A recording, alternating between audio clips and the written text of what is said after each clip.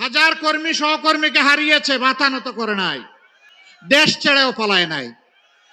ছিলাম, আলহামদুলিল্লাহ আছি, ইনশাল্লাহ থাকব। আমাদের কোনো মামা খালুর দেশ নাই, বেগম পাড়া নাই। আপনারা কি চান বাংলাদেশ আবার ফেসিবাদের আমলে চলে যাক? তাহলে 5 তারিখের পট পরিবর্তন হওয়ার পরে যারা জুলাই মানে না, যারা সংস্কার মানে না, যারা চরিত্র পাল্টায়নি, তাদেরকে দিয়ে কি নতুন বাংলাদেশ গড়া সম্ভব? 13 তারিখ নতুন বাংলাদেশ পাওয়ার জন্য 18 কোটি মানুষ যে মুখিয়ে আছে, যারা এখনই ফেসিবাদের আচরণ করে চলছে জাতির সাথে, তাদেরকে দিয়ে কি ফেসিবাদ মুক্ত বাংলাদেশ গড়া যাবে? যাবে না। আপনারা মনে হয় একটু ভয় পাচ্ছেন নাকি? তা আওয়াজ এত ক্ষীণ কেন? ওদেরকে দিয়ে ফেসিবাদ মুক্ত বাংলাদেশ গড়তে পারবেন? ফেসিবাদ মুক্ত বাংলাদেশ গড়তে হলে ফেসিবাদের বিরুদ্ধে লড়াই করার সাহস যাদের আছে তাদেরকে বেছে নিতে হবে। এ সাহস আল্লাহর মেহেরবানি জামাতে ইসলামীর আছে।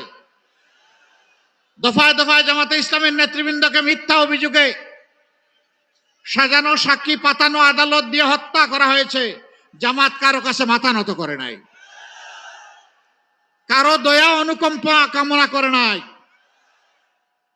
হাজার কর্মী সহকর্মীকে হারিয়েছে, মাথা নত করে নাই, কোন চোখ রাঙ্গানিকে পরোয়া করে নাই, দেশ ছেড়েও পলায় নাই। ছিলাম, আলহামদুলিল্লাহ আছি, ইনশাল্লাহ থাকবো। এ দেশ আমাদের ঠিকানা।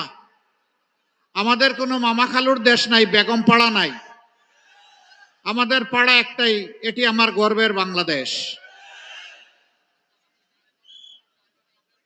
শুধু কি তাই?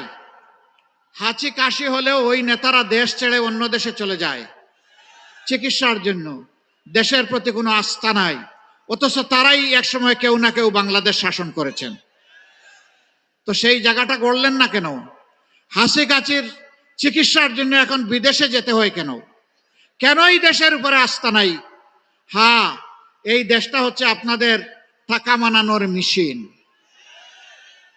জনগণের টাকা হাতিয়ে নেবেন, লুণ্ঠন করবেন, ব্যাংক ডাকাতি করবেন, শেয়ার বাজার লুণ্ঠন করবেন, তারপরে সমস্ত টাকা বিদেশে পাচার করে দেবেন। নিজের ছেলে মেয়েকে বিদেশের মাটিতে লেখাপড়া করাবেন।